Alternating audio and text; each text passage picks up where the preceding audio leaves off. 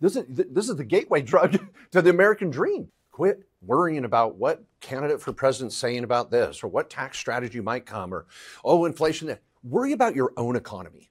Don't be afraid. Just take a little baby step. Just take action.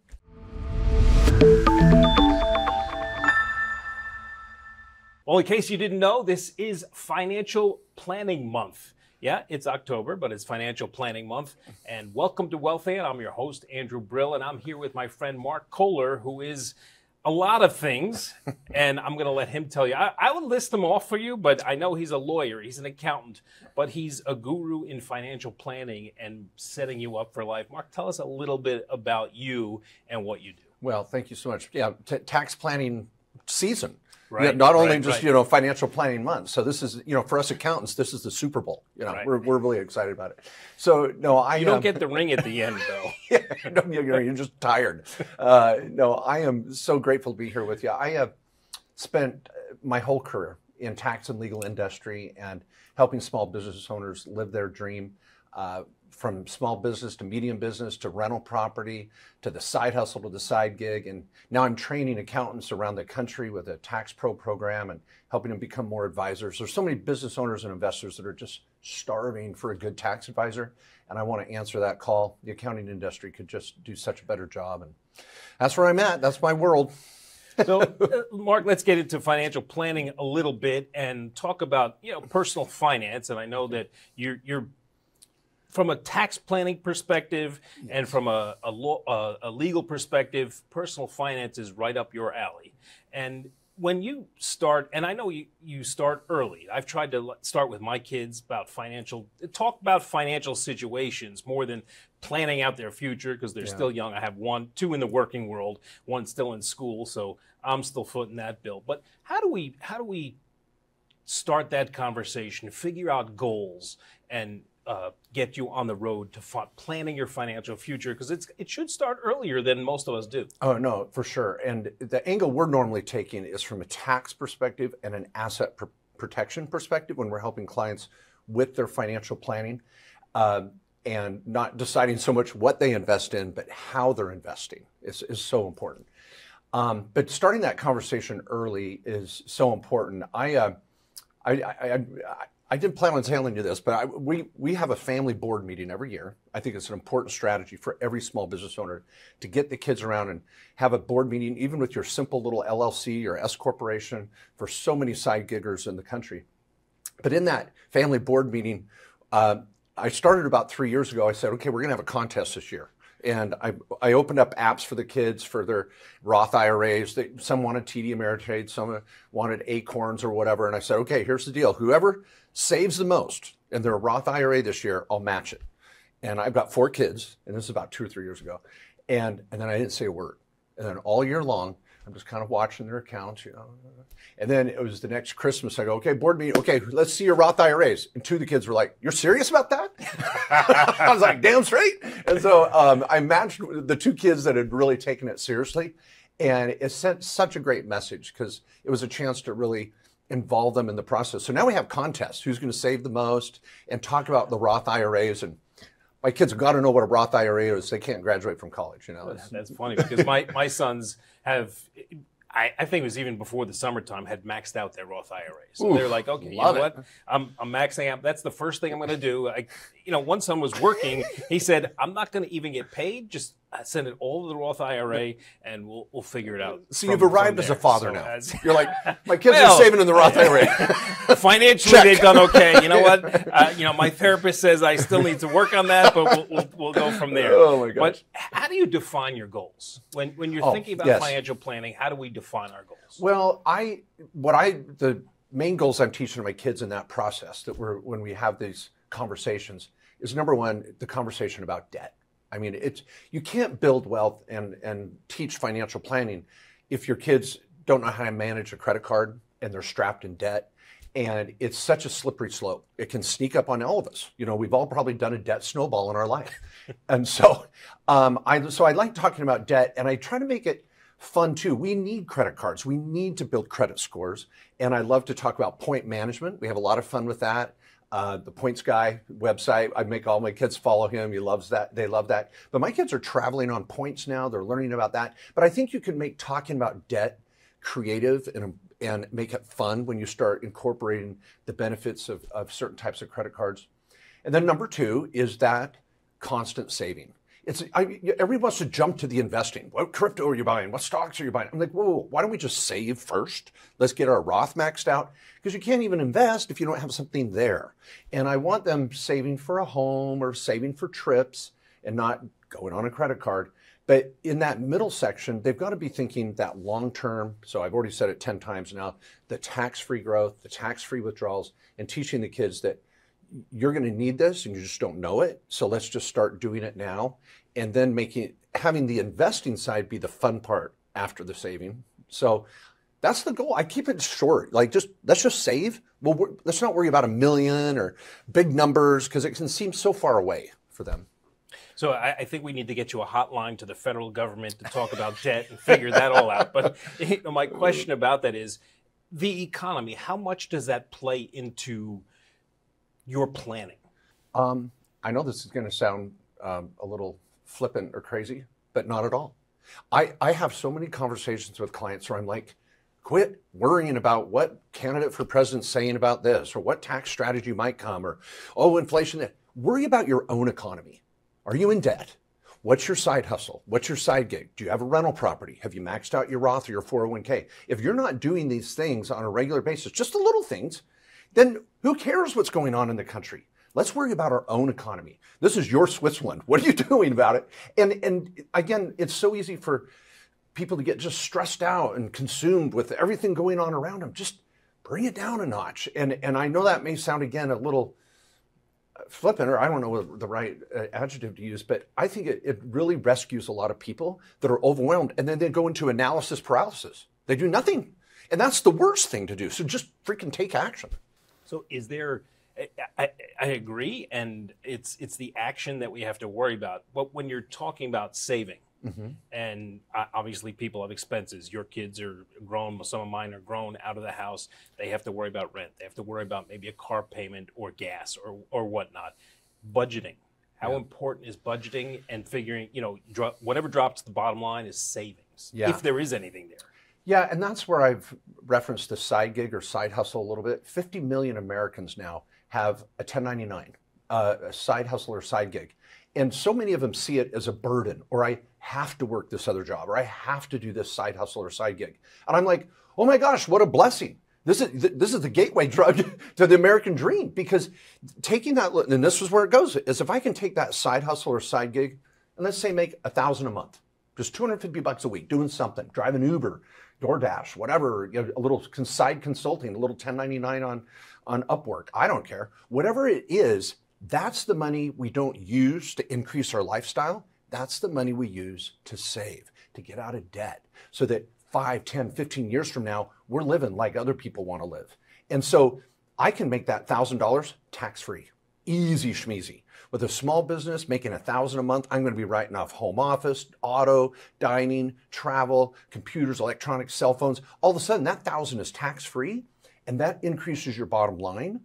And then just with the Roth IRA, we're talking about $7,000. That's $500, $600 a month.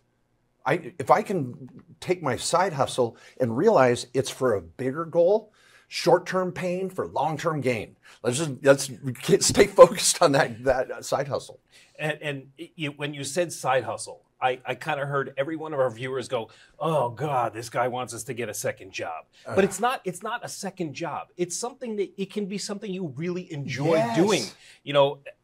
Just for example, my son has a side gig. He actually set himself up as an LLC. Love it. He's an essay consultant. He helps kids write college essays. So he gets paid for that, and that goes into his LLC. Now he can write off a piece of his apartment that he pays for in Chicago where he's living. He can write off office supplies that he has to buy to help these kids. He can write off part of his internet because he does Zoom meetings. So it can be a passion of yours, or something you're good at, something you really enjoy. It doesn't have to be a second job. No. Your side hustle can be something that you love. Yeah, and I'll just give two quick examples too. It could be something that you already have a skill set for that you don't realize is that valuable or remarkable. You may have the day job in corporate America, but you've got a skill set.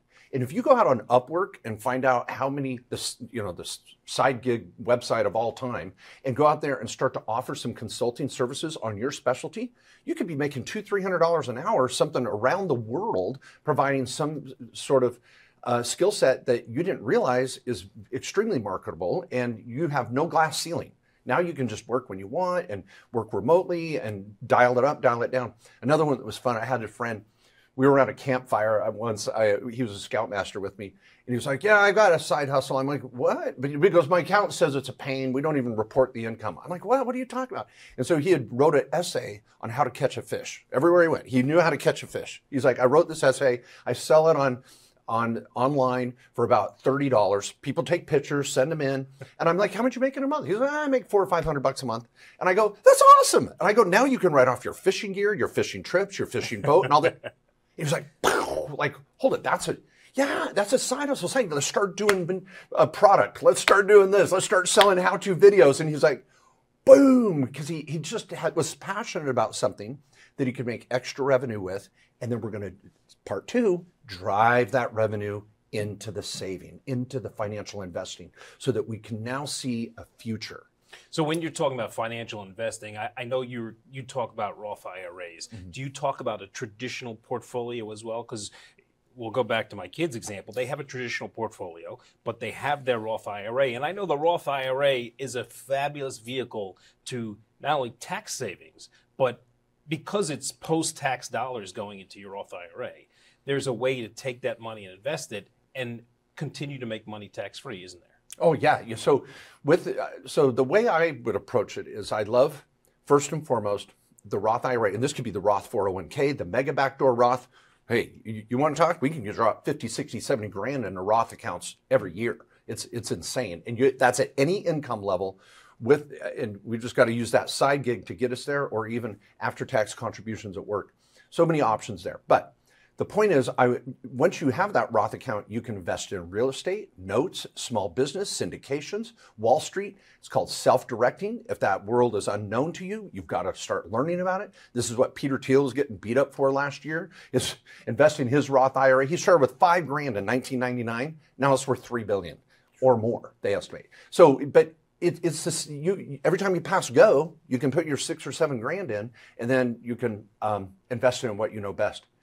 The after-tax money, or the pre-tax money, that traditional personal investing, I love it in real estate. I love rental property. I love Airbnbs. I love the short-term, long-term rentals, self-rentals, renting property back to your business, and keep maintaining a portfolio, because you want to be saving up for that first home purchase or saving for the trip. So we're going to have that personal saving going on. But for me, that's the short-term acquisitions, or that real estate piece, the Roth 401k.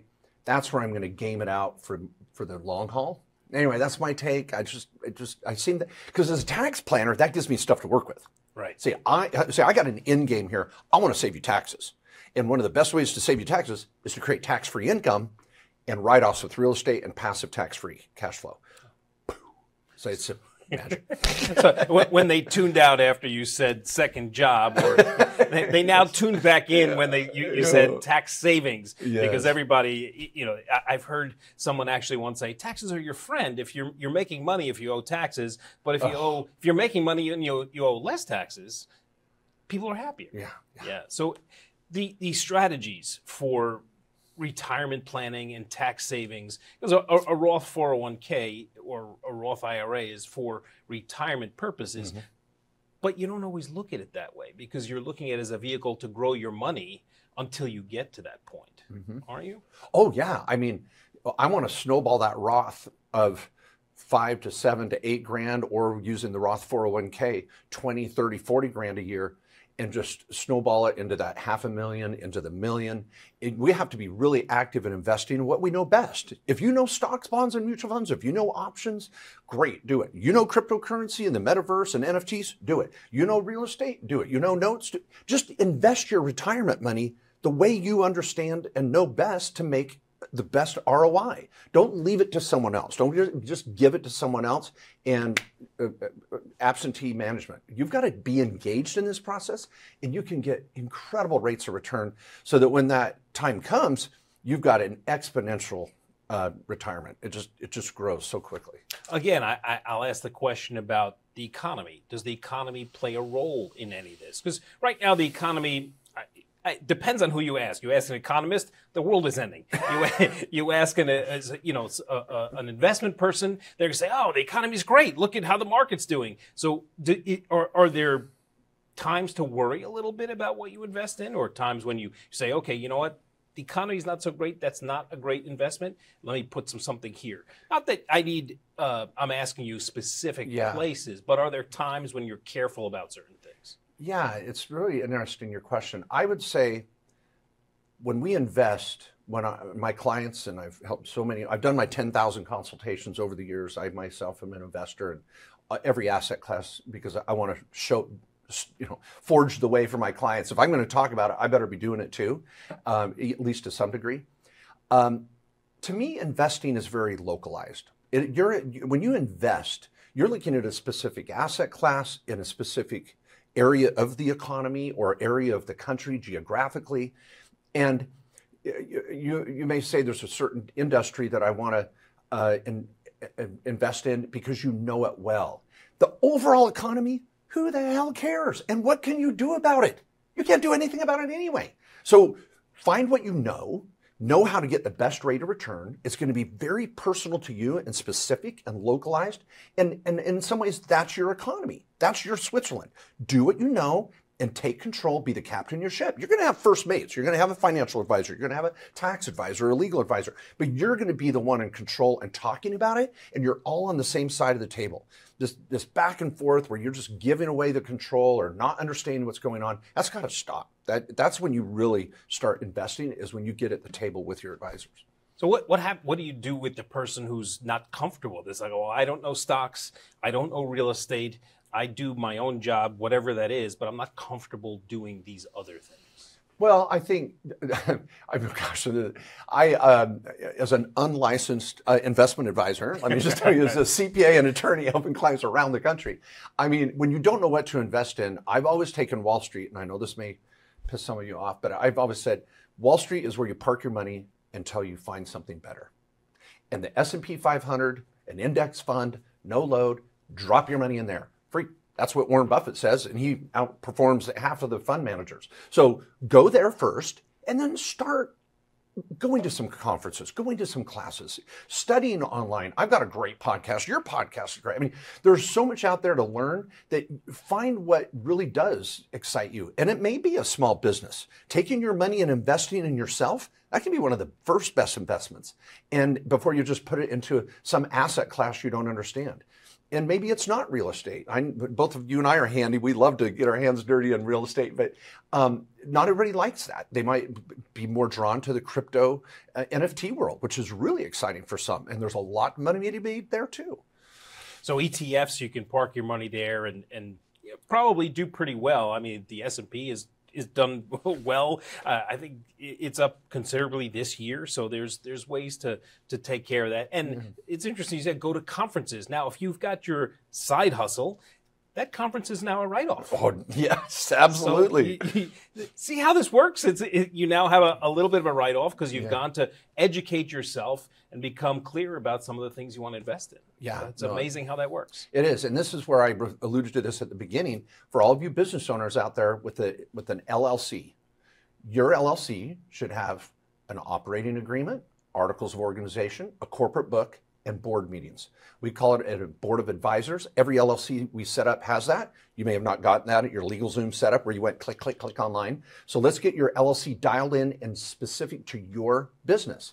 So that LLC can have a board meeting in the holidays. That board meeting might take place with some holiday travel or a conference or a continuing education course, an investment class, or some sort of workshop that you want to learn more about a certain investment strategy.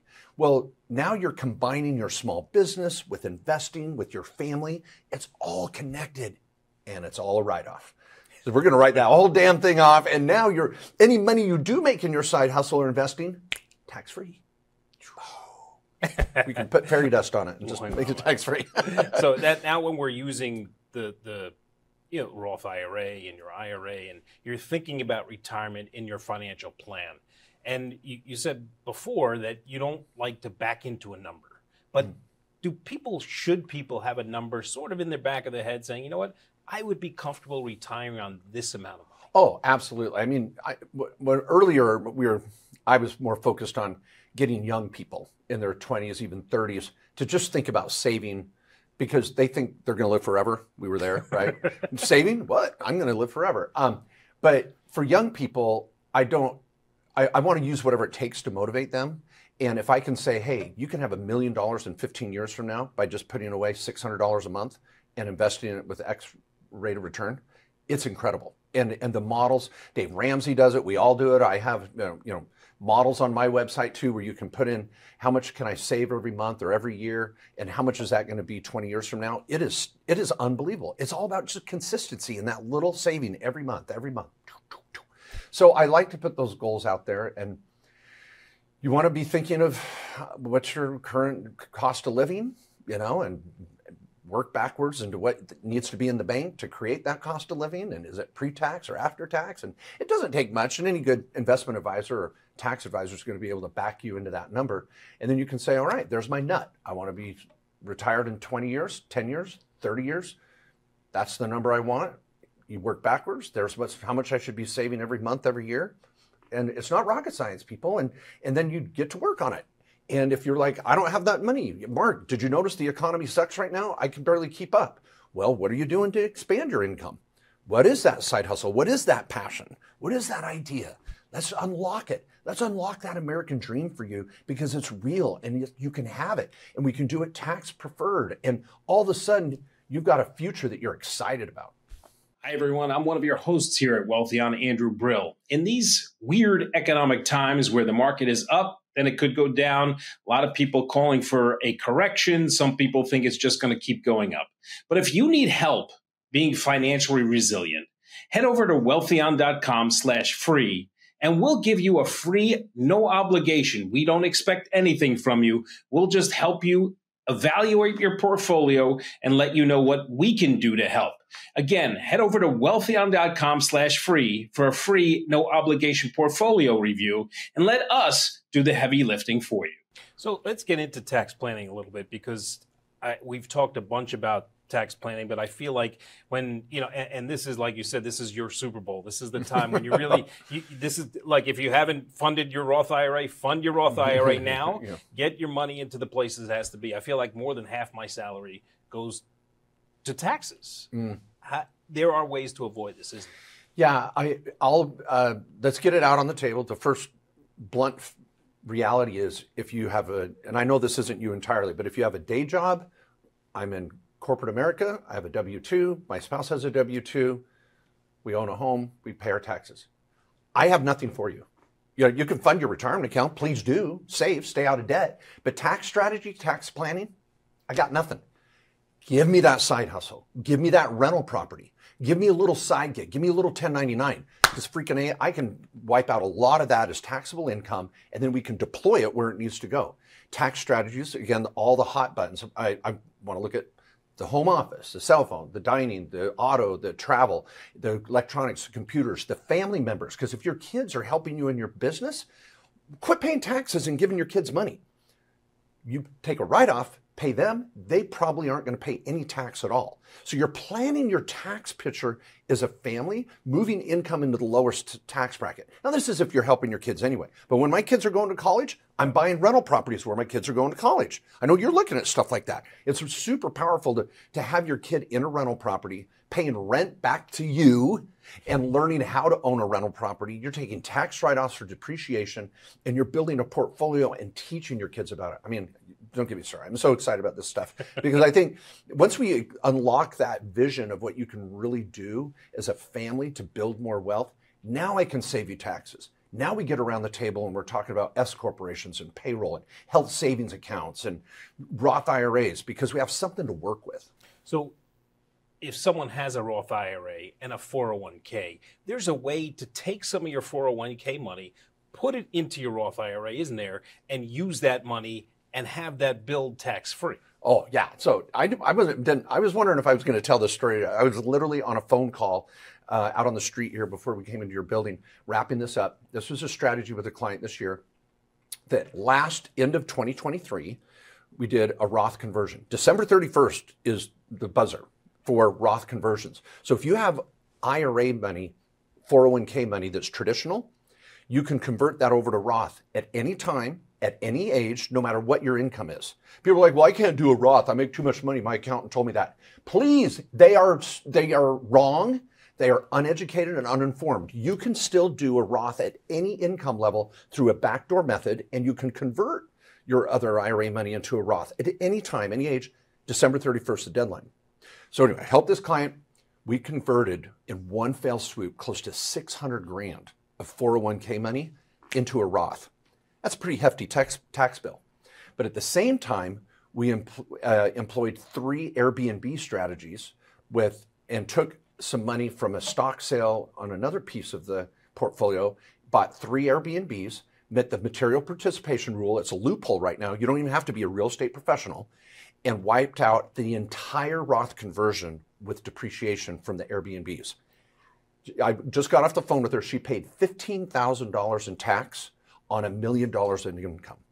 Now, that was a strategy you can't employ every year. It's not for everybody, but it's using these strategies of real estate and Roth conversions in that one situation. There's oil and gas, there's solar, there's small business, there's equipment leasing. There are so many strategies out there that people, and it's not the wealthy, it's middle income America are using it, small business owners. And I'm listening to our viewers now, and I hear them saying to me, oh, Mark, I can't afford a second home. I can't afford a rental property. But you can if you have that Roth IRA, couldn't you? Yeah. Buy a rental in your retirement account. I can do that. Yeah, you can't do it at Merrill Lynch, but you can move money from old employment, an old 401k, an old IRA. If you're currently employed right now, you're going to be locked down to what their portfolio choices are. But once you have some of that old retirement money that maybe you rolled over from another job, you can go grab that and roll it back out. It doesn't have to stay at your current employer. So once you do that rollover, tax-free, no penalties, into a self-directed account, now I can go buy that rental property. Now, my kids can't rent that one from me. That'd be prohibited, but I can rent it to someone else, So our podcast, the Directed IRA podcast, I highly recommend it if any of you want to learn more about that. And it's so powerful when you know the power of your retirement account. And where can somebody open up a self-directed Roth IRA? Well, 401k. You bet, at directedira.com. That's our trust company we started 6 years ago. This year we have $2 billion of clients' money that is self-directed. We don't make any financial advisory money on that. It's your money. You roll it over to the trust company, no penalties, no tax. And it's HSAs, Coverdales, that's college savings accounts, 401ks, Roths, and then you deploy it where you want. So directedira.com you can have a new account in 30 minutes online.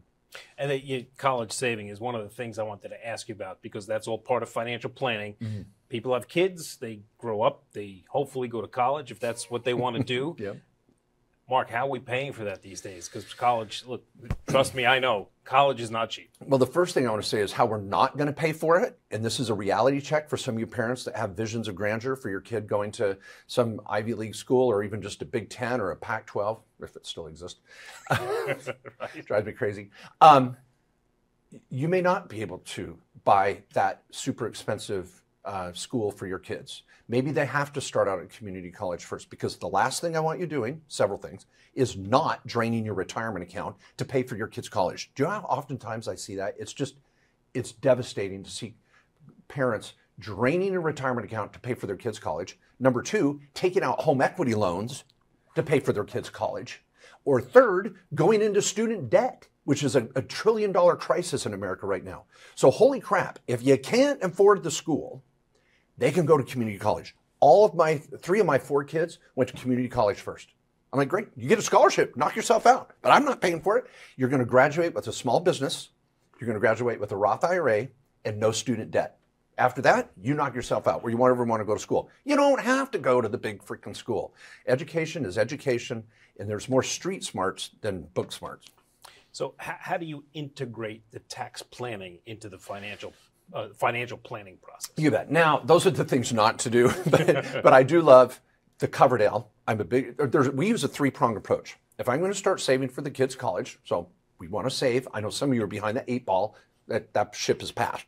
So sorry, I was a little tough on some of your viewers here. But if I'm moving forward, I want to use a three-pronged approach. The Coverdale, or the Education Savings Account, the Roth IRA, believe it or not, and I'll explain all three, and the 529. There's pros and cons of all three. I want to use the three-pronged approach, three-bucket approach to this. Let's go backwards, 529s. If grandma and grandpa want to give you money for the kids, great. Say, put it in the 529. You have no control over the investments. Grandma and grandpa can gift however the hell much they want. It goes into the 529, great, leave it alone. I want you funding those kids' Roth IRAs, because any contribution to a Roth can come out tax-free for college. The growth stays and snowballs. But if we have to, I can pull that Roth out, penalty-free, tax-free, pay for college. So we want to start those Roth accounts again. The Coverdale, yeah, you can only put $2,000 in there every year, but you can self-direct it. So I had a client 3 years ago open up the Coverdale, a crypto Coverdale, and went and bought 2 or 3 kind of off-the-wall tokens with their $2 to $4,000 because they funded it in the end of the year, and then the new $2,000, and that $4,000 turned into $40,000. And just with a little crypto investment, and we see people do that with stocks and options. It's not just crypto, but you can take the Coverdale and self-direct it, and then next year put another $2,000 into it. So this is that taking control concept again. So between the Coverdale, the Roth, and the 529, if I have parents that are looking 10 years out, we can pay for college. Let's get on it. It doesn't have to be a big burden. It's doable. It's a big burden, trust me. Yeah, it is. Been through it twice. I'm going through it again. And then I had medical school to pay for. So my gosh. So we'll be talking later. So insurance. How do we fit insurance in life insurance, health insurance, long-term care insurance? Are there vehicles? Should we worry about this in our financial plan? Yeah, well, each one of those is a different animal, as you know. Health insurance, I love to talk about because I love using the health savings account, the health reimbursement arrangement 105 plan. If you have a small business, I can make all of your medical tax deductible. Easy schmeezy. The health savings account is available for anyone with a high deductible plan. I love the HSA. I own a rental property in my health savings account. I think I own a crypto mine. I bought some cows in my HSA at one point, sold those off. Farmers like, John Dutton in Yellowstone, they keep their cows every year. That's not good. You want to sell them when the price of beef is up. Anyway, whole other story. But anyway, you can self-direct your HSA as well. Health insurance is one of the areas I think most people have a lot more opportunities to plan for than they realize, because health insurance is completely deductible in a small business. It's not for the average W-2 that may have to pay for their own health insurance. So again, that small business, so powerful. Estate planning. The whole picture. I mean, you start out financial planning. Everybody thinks, oh, estate planning is something I'm going to do later on in my life as I get older and worry about my estate. Mm-hmm. But your estate starts to grow as soon as you start to work, doesn't it? Yeah. And everybody needs a revocable living trust and a will. I don't care if you're 22 years old or 82 years old. If you have any investments at all, from a home to a rental property, whether you have kids or not, you're starting to build wealth as soon as you leave college and you're out into the world. What happens to your stuff? You've probably already got a 401k growing at work. Who gets that? Where's it go?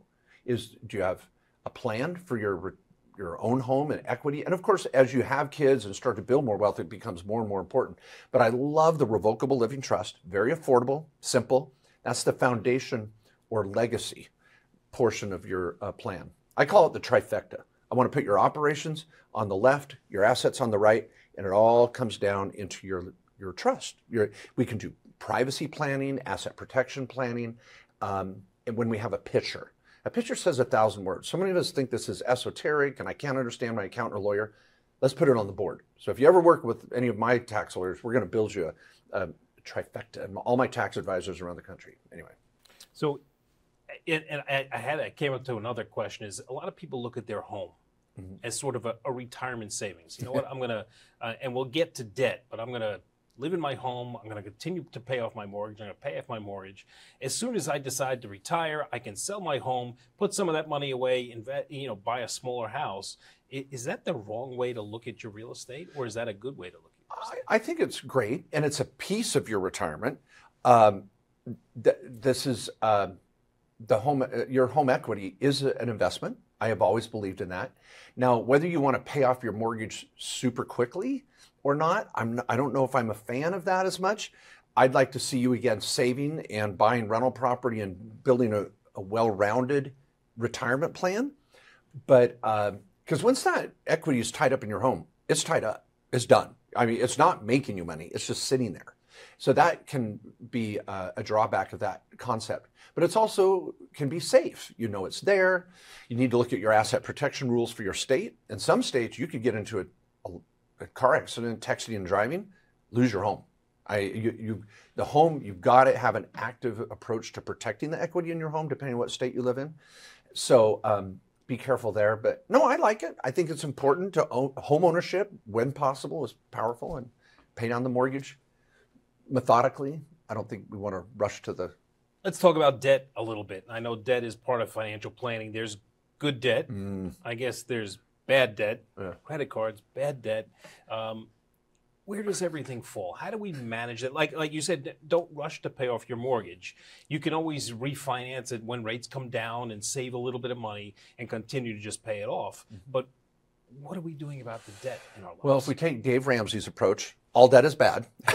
Pay off everything as fast as you can. And for many people, that strategy is changed lives. It's a lifesaver. There's people that don't have the mental wherewithal or time or capacity to really do a lot of investing. And if they can save in their retirement account, pay off their home, and stay out of debt, and look at what Dave Ramsey's done. He's changed America in that way. But I have some clients that want to build wealth. They want to have a little something better in retirement. And the way you get there is with good debt. Good debt, I argue, is debt that makes you money. And that's rental property, having a mortgage on a rental property that cash flows. Now I'm using the bank's money to make money. I love that. Having an SBA loan to build your business that creates more cash flow to build wealth. I have no problem with that. And having debt on your home with a good interest rate and paying it off methodically, not just putting it all in, paying it off and having it just sit there exposed. And I think, obviously, credit card debt, student debt, consumer debt, we got to get rid of that. But I think there's a place for good debt, and people that build wealth use it wisely, and you shouldn't be afraid of it. But it's a loaded weapon, and you got to know the rules. You got to be careful with it and understand. And teaching that to your kids, as we talked about earlier, right out of the gate is so important. And it's about finding the right advisor that knows their stuff. Mark, how do we, like, I know you, I come to you and I say, Mark, help me out here. How do we find the right person? Well, I think we have to realize it's a holistic approach. You want to have a good tax advisor who's not going to be your investment advisor. They're going to be two different people. They have two different skill sets. And you're also going to have your legal advisor because you're going to be setting up entities. We've got the new BOI report that's due before December 31st. Oh my gosh, again, so many deadlines coming up. But you've got to have your legal support, your financial support, and your tax support. And if you could get all three of them coordinated, now you've got a superpower. And I'll solve your tax advisor problem. We'll have close to 1,000 tax advisors around the country that I've trained over the last 2 years. They're an army of tax advisors trained under 12 modules and 70 strategies, meet with me weekly, and they speak Mark Kohler. So anything I'm saying here, they're going to know. You can interview them, hire them. I don't make any money on that. So check out my tax advisor network. On the legal side, finding a business lawyer is about interviewing and talking about just things that we talked about today. If you go to interview a legal or financial advisor and you bring up just these topics alone and they look like a deer in headlights, move on. Get in the right networks, the right groups, the right clubs, and our websites, our podcasts. You have so many incredible guests. I have great guests on my podcast. You're going to be able to find that network of people that speak your language. And then that investment advisor is there, again, outside of what you're investing in. If you know what you want to invest in, you can be your best advisor. You can also be your worst advisor. So you want to get support and have an investment advisor that can help you with the Wall Street products that you want to invest in. Life insurance, not a bad thing at the right time. That could be an important piece of this. But I don't know, as you get that group together and you start talking and planning, it just opens up. The universe will open up to you. It really does. How much of financial planning do you work in an emergency fund? Say, some money on the side that say, you know what, for a rainy day, catastrophic car accident, or my roof falls in and it's not covered by insurance, stuff like that. Well, I in my book, Financial Freedom, I talk about 3 stages of emergency funding. The first one is, and just go back to Dave Ramsey, because I love a lot of his concepts, and I've made this happen with all my kids. I want them to be out of debt and have a month of living expenses in the bank. Not on a credit card, not on a home equity line, but cash in a bank somewhere, not the normal checking account they use, that I have a month set aside of an emergency account. That's phase 1. Phase 2 is where I really like to bring in a 3-month cushion. And that could be also part of your business. Your small business needs to have a 3-month cushion as you have cash flow issues. You may have rental property, and you want to make sure you've got 3 months of cash flow if you need it. And then the last bucket would be a year's worth. Now, here's somebody going, man, or 9 months or a year. That seems like a lot, Mark. Yeah, but it's also an opportunity fund. Because when deals come along and you're like, oh my gosh, I could pull the trigger on that. Or, oh, I want to buy a rental property, or where's your cash? And so it's an emergency fund and an opportunity fund that you're actively deploying and bringing back and using, and you're very actively involved. And I saw for many Americans right now, that's a bridge too far. I get that. But we want to be thinking down the road of building that financial stability, and it's doable. We can get there. So the bottom line as we wrap up is find your passion, turn it into a side hustle. It doesn't have to be every day. It can be once a month. You can just get paid a little bit, but the tax implications of that are immense. Yeah, the tax planning opportunities, the wealth building, the finance, because I really think that's the secret sauce. It's kind of the gas in the engine that makes this whole machine work. And running towards it with the excitement rather than being befuddled and frustrated and sad and no, this is a wonderful thing. The pandemic was such a terrible time for us in our country, but it was also unlocked a lot of new vision and opportunity too. And this ability to work from home, the power of Zoom, the power of side hustles, the power of personal planning, and people getting more engaged in their own planning, that was an exciting side benefit or silver lining of that situation. And so I think we can embrace that, and it's going to unlock so much opportunity. And I'll bet talking to people, talking to clients, prospective clients, you have found that people have things that they're good at that they didn't even, and could make a little bit of money at, that they had no idea they could. No, illegal and legal. You never know. We won't talk about the illegal stuff. Yeah. No, it is. And I think when people realize we're human nature, right? We keep our head down, we stay in the weeds, we just take care of, but when we can sit back and look and go, oh, I've got some ideas, I've got some passion, I've got some some skills. And for a corporate employee that you might have been for years and years, it can seem very scary, kind of going out and starting a small business or starting to create that side income. Well, knowledge takes away fear. And my Main Street Business podcast is a great one where we talk about all the little things of building a business. And there's so much out there. Again, the education you provide people. Don't be afraid. Just take a little baby step. Just take action. What have I missed? What have I missed in the whole financial planning picture, if anything? Wow, the secret to life? Wow. You're the dream maker. You make the dreams come true. I don't think you, of course, missed anything, but I'll reiterate is, and you've talked about it, is talking about it, staying educated, taking action, even if it's small. It's just so important. I think the fear, the analysis paralysis, the fear of the economy, it can hold so many people back from just learning and getting educated. And so I would just say, stop the noise, just eliminate the noise and focus on what your goals and plans are, and just take a little bit of action every week. Dedicate a little time on the weekend or one night a week or this or that. I'm going to read a better book. I'm going to pick up a couple new podcasts. Just those little things can change your life. So where can we find you? Educate me. Where can we find you? Either on social media. Where can we find your podcast? Where can we find your website? Where can we find Mark Kohler? It's pretty easy, but if you just Google Mark J. Kohler, you're going to see all these different resources. My website, markjkohler.com, is a great launch pad for the law firm, the trust company, my Tax Pro network. If any of you are a tax advisor listening, please go do a demo and just see what my tax advisory program's all about. Because I know that's the holy grail for you tax advisors out there, moving from compliance to advisory. Oh, it's just, it just unlocks, again, so much happiness for the accountant that are just stuck in the tax season grind. But on the social media, Mark J. Kohler, get out there. My podcast, Main Street Business Podcast, is a great area to also just start your education.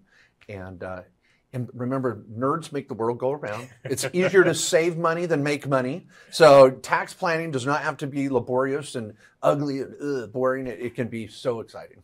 And podcasts can be found on all the podcast. Yeah, all the platforms, Main Street Business, Mark J. Kohler. You'll find me real quick. And I hope to be, I know we've created a great relationship here, but for many of you, the listeners and viewers, find your tax and legal source. If it's not me, that's fine.